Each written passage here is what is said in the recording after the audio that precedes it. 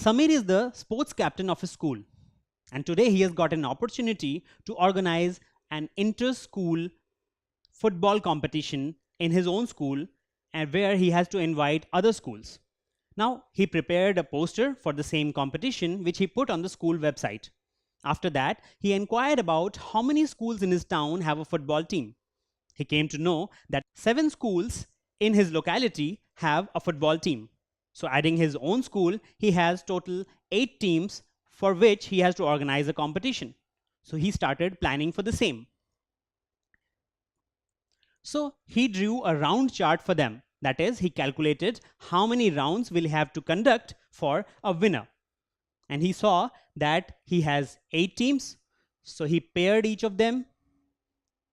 And from these, again, he'll have 1 winner each, isn't it? And again, they will have a competition among themselves. And then from here again, there will be 1 team each. And then from here, they will have a winner. So this was about 8 teams, but something unexpected happened. Samir got a total application of 31 teams in his website. That's because a lot of other teams, apart from the 8 teams which were in town, had also applied, which were basically out of town teams. So 31 teams application was already there, and his own school's team was the other one. So he had total 32 teams for the competition. Now he was really confused that he definitely calculated for 8 teams, but for 32 teams, he'll have to make a fresh chart. And what if the applications increase? Will he have to calculate again and again all the time? And the chart will get bigger and bigger all the time. So he contacted his maths professor. And the maths professor said that it's not a big deal. He can always use logarithms to calculate the number of rounds for any number of teams, whatever may be the number. Now, that was really interesting. But how can logarithms help us with identifying number of rounds for a game competition? Well, for that, we'll have to know logarithms better. Let's see. Now, here we have 2 to the power of 3. That is 2 into 2 into 2 is equal to 8. Now, if we had to write it in some question form, for example, 2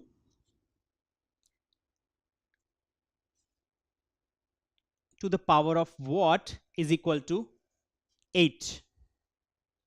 So if we write it in this question form, then this becomes a logarithmic equation. How? We'll see. Now here we have a question where it says that 3 to the power something is 27. Now we need to find this particular value. Now logarithm helps us find such powers of numbers which would convert one number to another number, or which would give one number as another number. So if this particular equation needed to be written in logarithmic form, what would it be? So log of 27 to the base 3. So base is here at the bottom, and 27 is the number which you need to obtain. So how many times 3 needs to be multiplied to get 27? So this particular equation is written in the log form.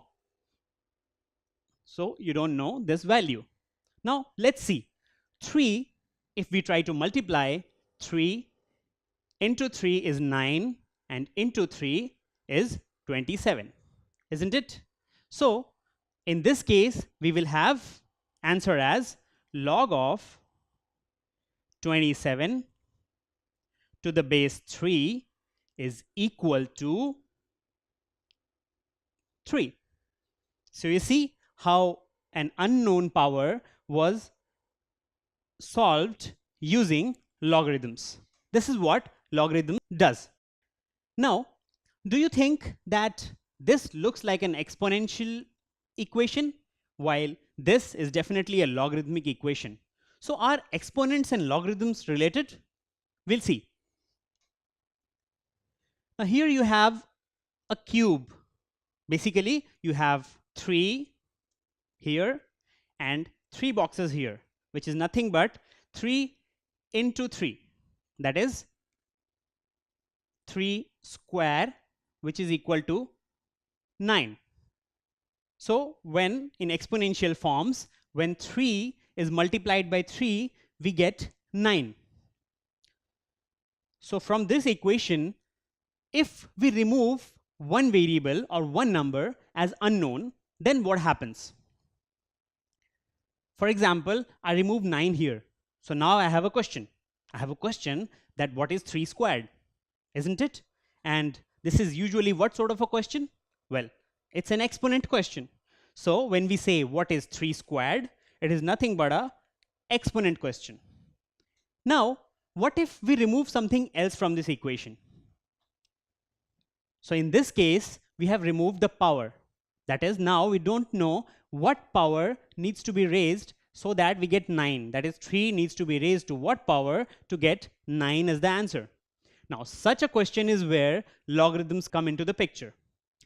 Because when we say 3 to the power what is 9, in mathematical terms, we write it as what is the log of 9 to the base 3. So when we have this sort of a question, then we would get the answer, which is 2. Hence, we know that this is a logarithm question. Now, what exponent should one number be raised to in order to get another number? That's what we saw in logarithm question. So logarithm answers such question where you need to find the exponent so that one number is converted to another number. That is, one number is raised to what power so that you get another number. Such a question is what is solved by logarithms. So let's see an example. Now here you see that we need to find the log of 100 to the base 10. So now that you know that whatever the base is, that is multiplied a number of times to get the argument. And that is what is the answer for such equations. So here we have the base as 10. So let's see how many times we need to multiply 10. 10 into 10 is 100, isn't it? So if 10 into 10 is 100, that means log of 100 to the base 10, that is written here at the bottom, would be 2. That is, 10 is multiplied 2 times, isn't it? So we get log of 100 to the base 10 is equal to 2. So that's how you solve a log question. So let's come to the real scenario where Samir had gone to the math sir and he had asked that how would he find the number of rounds if he had a large number of teams. So math sir asked him that if he had this 8 teams, how could he write them in numbers? That is, for round 1, how many teams he had. So for round 1, he had some 8 teams. And for round 2, he had 4 teams. And for round 3, he had 2 teams. Now, math sir asked him to write these numbers as powers of 2. So, 8 can be written as 2 to the power 3, isn't it? 2 into 2 into 2 is 8. 4 can be written as 2 to the power of 2. And 2 itself is nothing but 2 to the power of 1. So that's well and good. So now, sir asked him that if he had 16 teams, how would he handle those? So he drew another chart. Now here he has 16 teams in the first round, and then out of them there were winners, and then there were again shortlisted winners, and finally the last 2 teams, and then he had the final winner. So in this case, again, he asked him to write the number of teams. So we have 16 in the first round, we have 8 in the second, we have 4 in the third, and we have 2 in the fourth round. Now again, sir asked him to convert these into powers. So for 16, he could write 2 to the power of 4. Similarly, for 8, he could write it as 2 to the power of 3, and this as 2 to the power of 2, and this as 2 to the power of 1. Now, sir asked him that previously when he had 8 teams, what was the power of teams in 2? So, for 8 teams, it was 2 to the power of 3. And for 16 teams, he had 2 to the power of 4. Now, for 8 teams, number of rounds was how much? Number of rounds was 3. And for 16 teams, number of rounds is 4. So, let's understand. For 16 teams, that is for 2 to the power of 4 teams, the number of rounds was 4. While for 8 teams, that is 2 to the power of 3 teams, the number of rounds was 3. So what do we understand from here? Well, 2 raised to a certain power is what gives us the number of rounds. So if the total number of teams is converted into a power of 2, then the power which 2 is raised to is what is the number of rounds which a tournament will have. So now let's see for 32 teams how many rounds will be there. So for 32 teams, if we need to find the number of rounds, we need to find the log of 32. So log of 32. And what will be the base? It will always be 2 for this tournament. So the base is 2 written at the bottom. So we have 2 into 2 is 4, into 2 is 8, into 2 is 16, and into 2 will be 32. That means we have total 5 2's, right? That means nothing but 2 to the power of 5 is equal to 32. That means log of 32 to the base 2 is equal to 5. That means he will have 5 rounds in the tournament if he has 32 teams playing. Similarly, for any number, he can always find the log of that number of teams with the base 2 to find the number of rounds he has to calculate. So you see how logarithms really helped him in finding the number of rounds. So it has a large base of applications, right from earthquakes to chemicals to sports competition. Now let's see some interesting facts about logarithms. Let's say you have a question where you have to find log of 10,000. Now it looks fairly simple, but there is a catch. You don't know the base. So if there is no base, then how will you find how many times what needs to be multiplied to get 10,000? Well, this is what we call common logarithms.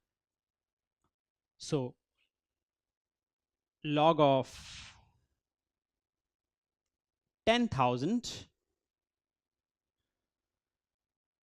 base is not mentioned. That means it is 10. So you need to find the value of log of 10,000 to the base 10, which is nothing but 4, isn't it? 10 to the power of 4 will be 10,000 because it's a very simple calculation. The number of zeros is the number of times 10 needs to be multiplied. So we have log of 10,000, nothing but 4. So